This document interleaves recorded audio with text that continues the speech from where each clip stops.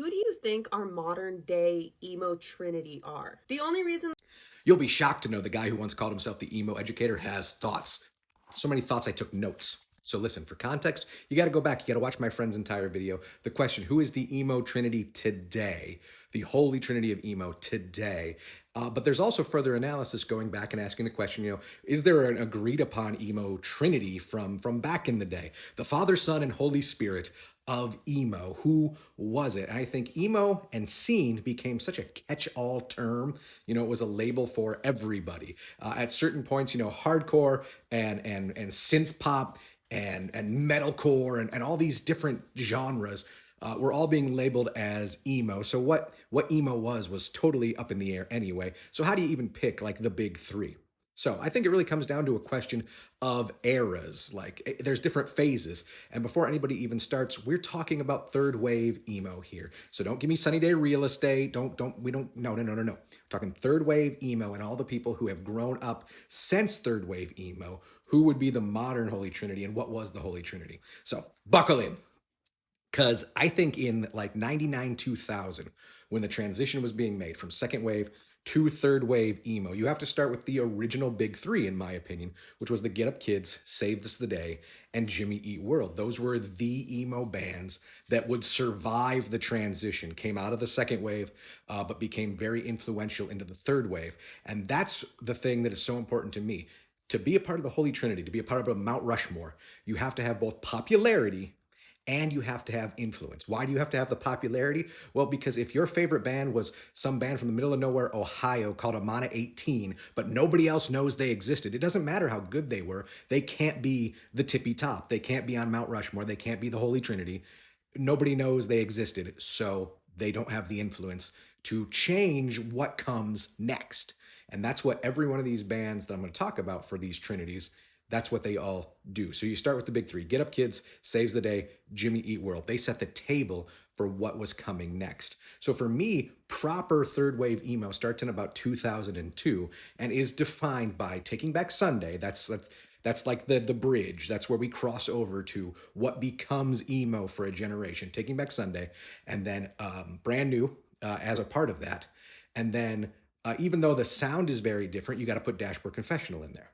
Those are the bands that when I was coming up and we were making the transition from pop punk to emo, those were the bands that were like, oh yeah, those aren't pop punk bands. They're something different.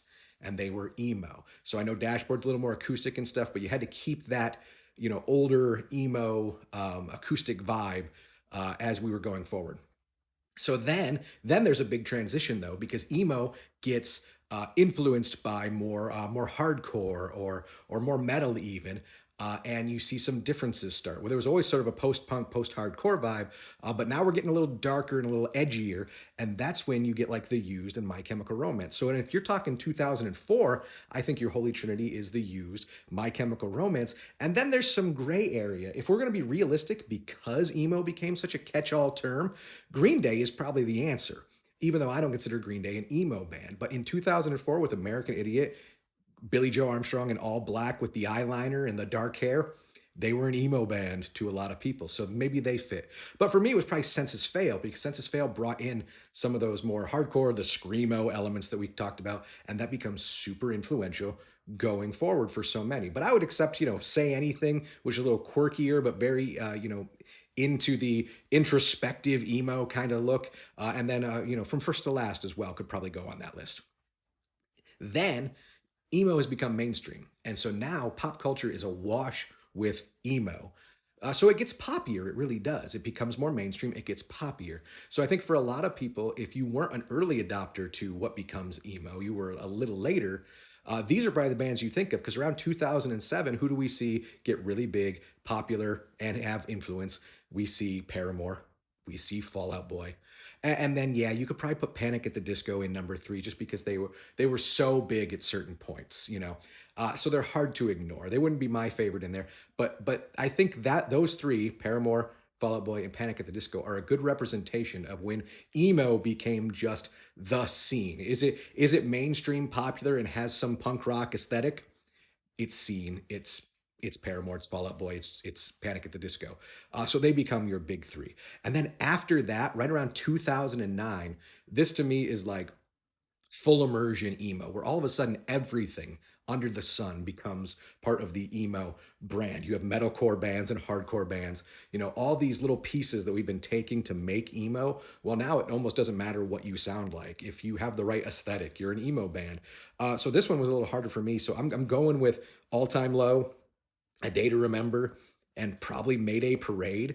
But think about this time. The wheels have fallen off in terms of like containing this genre. You've got indie folk acts that are considered emo. You definitely have hardcore and metalcore and all this that are considered emo. And 2009 for me is sort of when it falls off. So obviously the genre didn't go away and the people that listen to the genre didn't go away, but it becomes so undefined for the last whatever 15 years that how do you pick then who today would be the emo trinity, the holy trinity? And my friend's video, there was conversation about like Bring Me the Horizon or Pierce the Veil, or I'll even throw in Ice Nine Kills. Like, yeah, if you followed that My Chemical Romance, the Used branch where things got a little darker and started to get heavier and screamier, those are perfectly acceptable answers.